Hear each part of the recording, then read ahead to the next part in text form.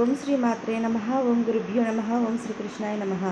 తేదీ ఏప్రిల్ 2 మంగళవారం. శుభకృతనామ సంవత్సరం పాల్గొన మాసం కృష్ణపక్షం ఉత్తరాయణం శిశిర ఋతువు ద్వితీయాష్టమి నక్షత్రం పూర్వాషాఢ.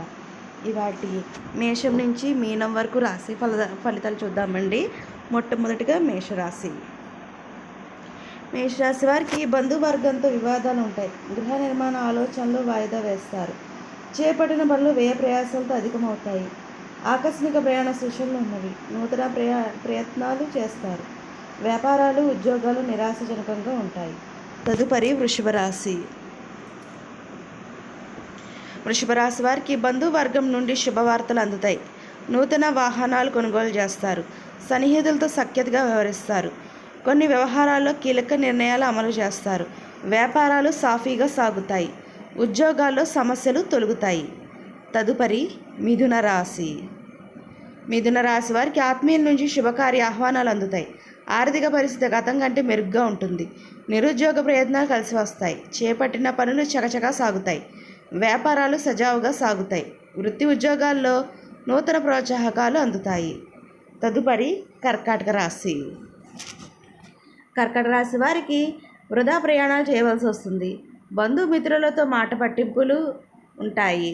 పాత రుణాలు తీర్చడానికి నూతన రుణ ప్రయత్నాలు చేస్తారు. వృధా ఖర్చులు పెరుగుతాయి. దైవ సేవా కార్యక్రమాల్లో పాల్గొంటారు. వ్యాపారాలు ఉద్యోగాల్లో సామాన్యంగా సాగుతాయి. తదుపరి సింహరాశి. సింహరాశి వారికి నూతన రుణ ప్రయత్నాలు కలిసి రావు. ఆకస్మిక ప్రయాణ సూచనలు ఉన్నవి. ముఖ్యమైన వ్యవహారాలు అవాంతరాలు ఉంటాయి. ఇంటా బయట గందరగోళ పరిస్థితులు ఉంటాయి. వృధా ఖర్చులు పెరుగుతాయి. వ్యాపారాలు ఉద్యోగాలు నిరుత్సాహపరుస్తాయి. తదుపరి కన్యారాశి.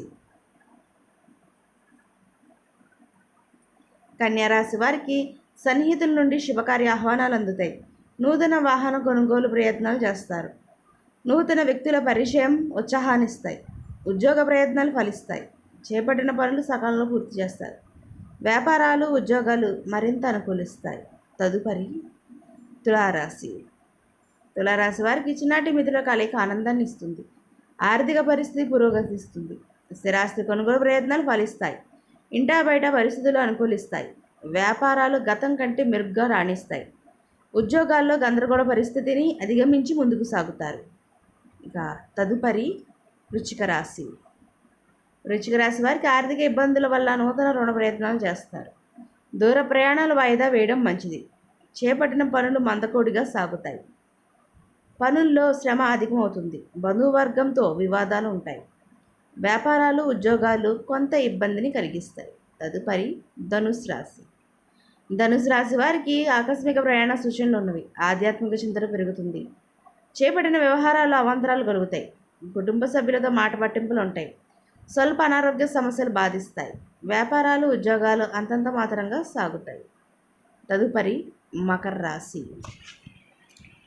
మకర రాశి వారికి అవసరానికి సన్నిహితుల సహాయం అందుతుంది. విలువైన వస్త్రాభరణాలు కొనుగోలు చేస్తారు.